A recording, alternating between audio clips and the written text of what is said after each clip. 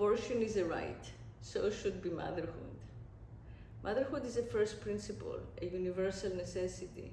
The right to motherhood, fundamental to every species, matters more than the fundamental right to procreate, which is recognized by the Supreme Court as one of the basic human rights, or the rights to bodily autonomy and privacy, which now protect abortion rights.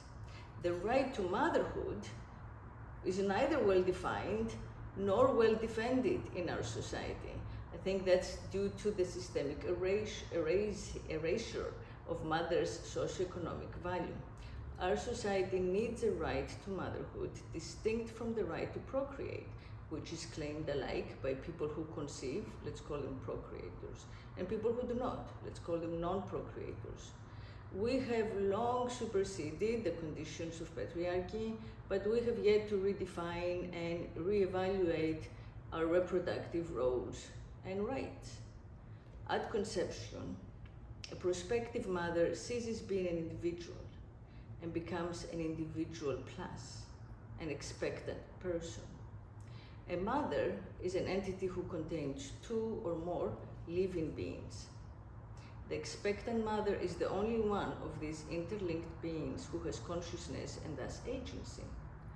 Bodily autonomy, again foundational to our modern concept of free personhood, refers to the body of a self-aware person. A fetus, later an embryo, a newborn, has no conscious personhood, and our society guarantees rights only to sentient conscious beings. Our laws define life as the ability to engage in commerce, after all. Therefore, a mother speaks for all whom she contains, and it is her right to choose. Her fertilized egg, which becomes her embryo, which becomes her fetus, exists as an integral continuum of her. The newborn, crowning out of her canal in urgent search of her lactating breasts, is an extension of her. There can be no antithesis between the interests of a pregnant mother and of her born or unborn child or newborn child. Every expectant mother shares life with the emergent being in the natural laboratory of her.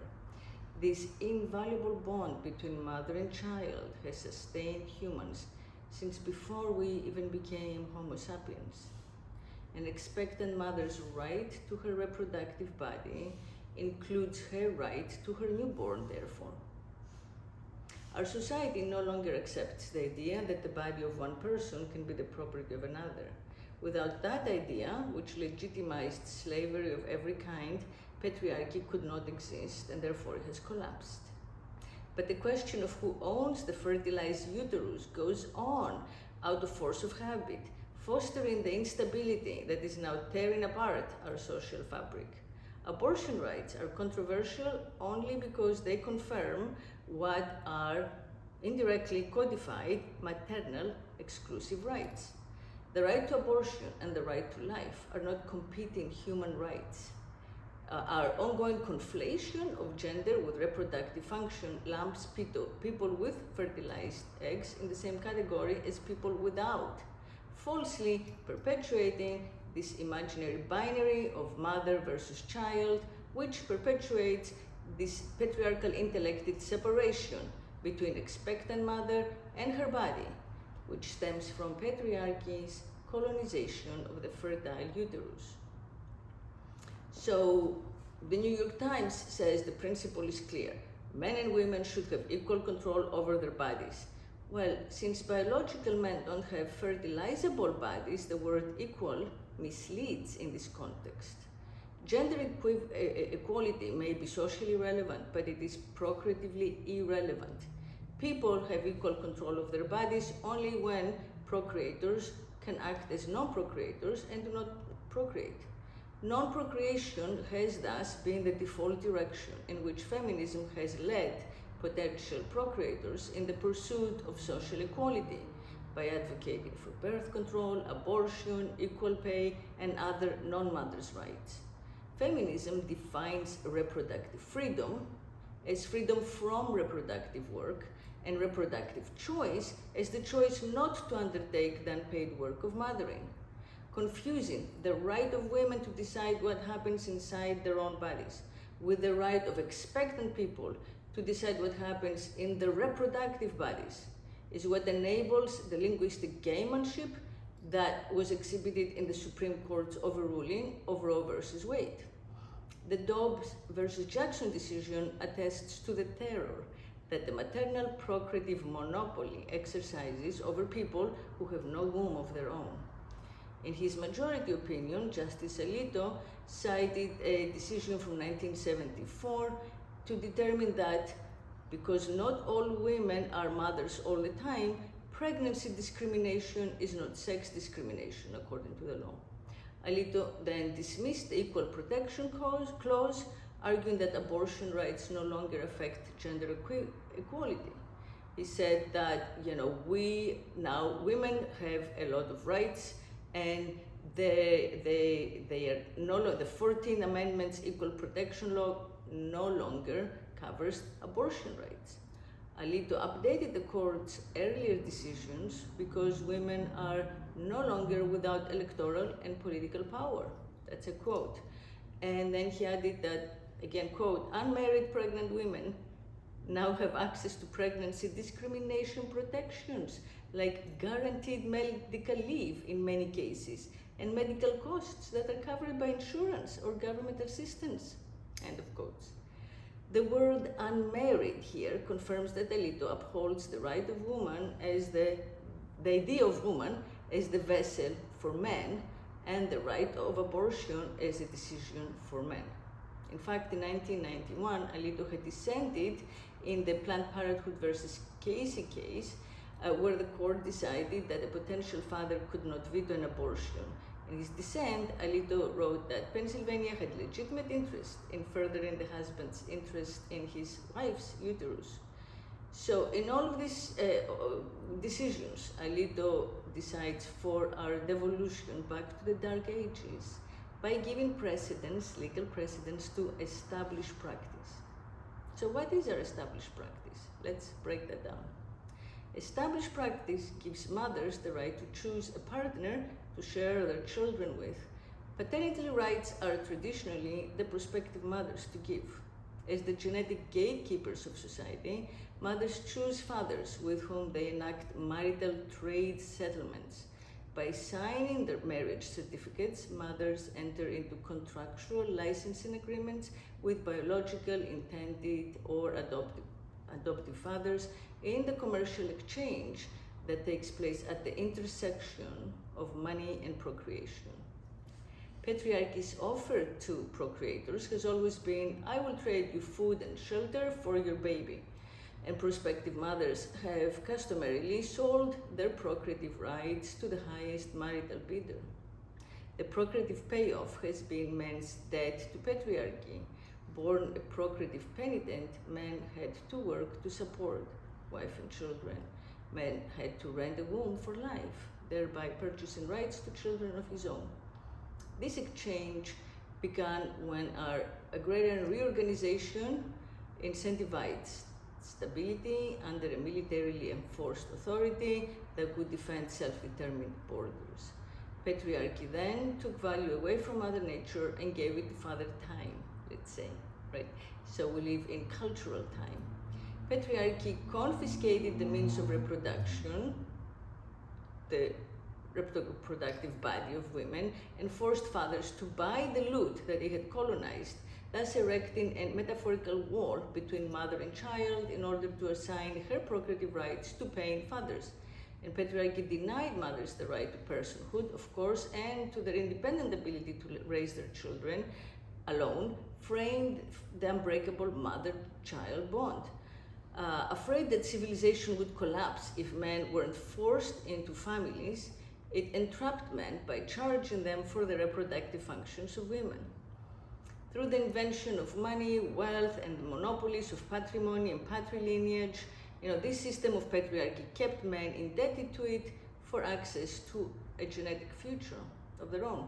Money sustained the patrilineage that sustained the patriarchy. So patriarchies declined in the industrial age with the rise of global economic migration and female employment, And meanwhile, science updated procreative realities and replaced religion as our source of like awe and authority. And for the first time, humans didn't need to have sex to procreate, and because science solved the mystery that motivated patriarchy, the knowledge of paternity. A cheap DNA test made lifelong monogamous domestication unnecessary. Men no longer had to buy exclusive womb rights to produce heirs. Commercial products like birth control, IVF, sperm banks, egg banks, whatever, surrogacy, fetal testing caused cascading social changes like serial marriages, same-sex marriages, gender reassignments, and we became post-patriarchy. In post-patriarchy, mothers choose how many children they want, if any. This thus determining our civilizational future. But mothers experience their occupation as a loss of status, or identity, or respect, or independence.